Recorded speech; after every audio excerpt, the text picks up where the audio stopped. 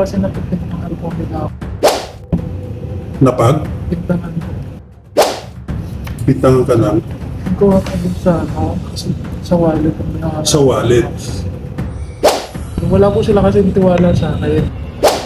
Kada mag-uutos siya, humiiyaw, minumura ako. Masasakit po.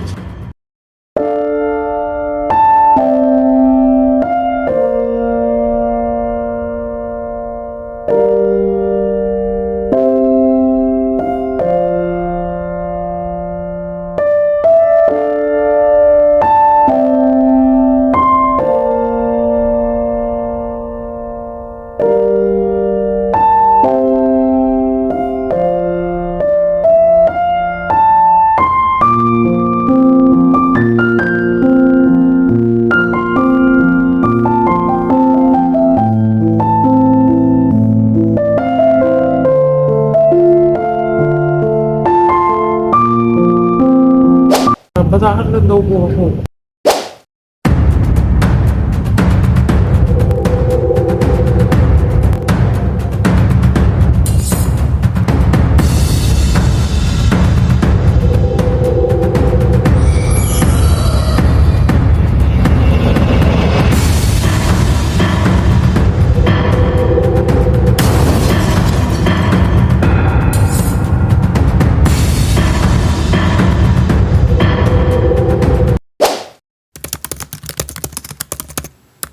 Ano ang problema natin?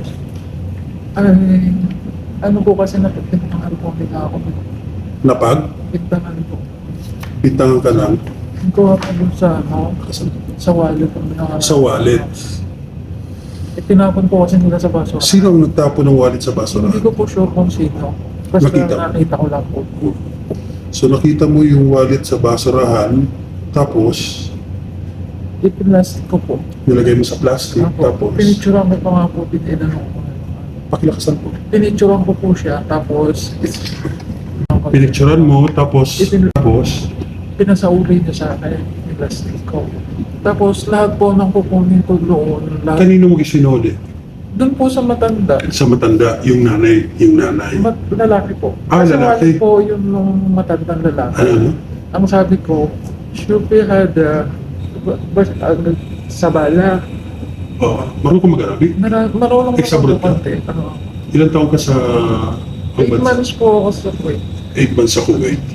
So nakita mo yung wallet sa basurahan, tapos plastic mo, ibinigay mo kay baba.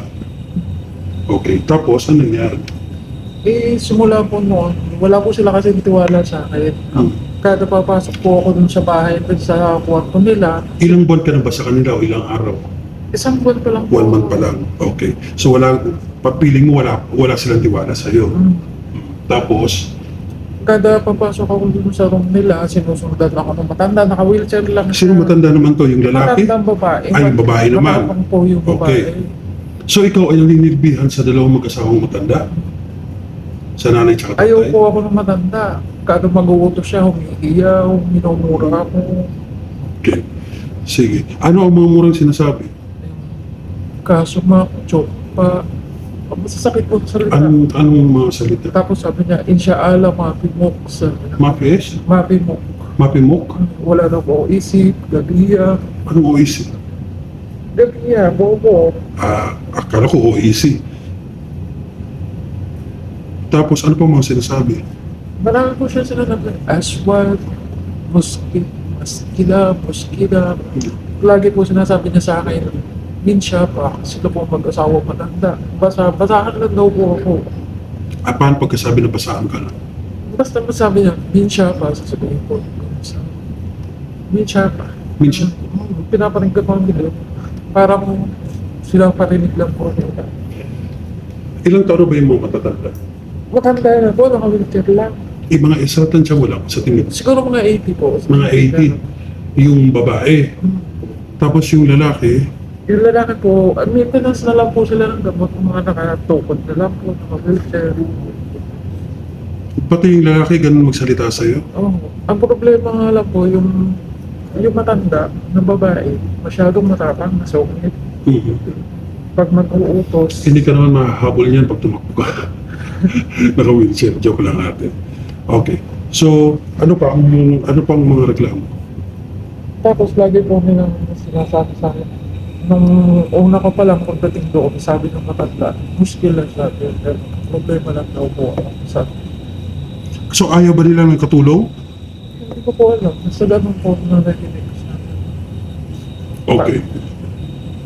Kaya ka nagpapunta Tapos dito. marami pong pagbabanta na rin ako na Maraming ano? pagbabanta na sasampalin na. Nung minsan Sa po, sampalin, paano sinasabi? nung minsan po, na may pinakuha siyang karne, giniling na karne. Kasi matanda nga po, paano limutan niya kung saan niya nilagay. Pinapakuha niya sa akin sa freezer.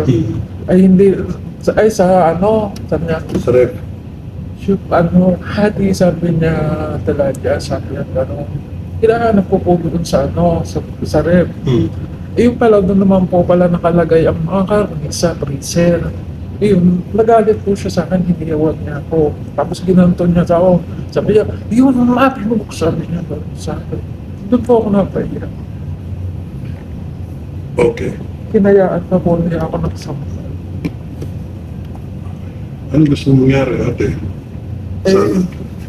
gusto ko lang pong magpapalit ng employer.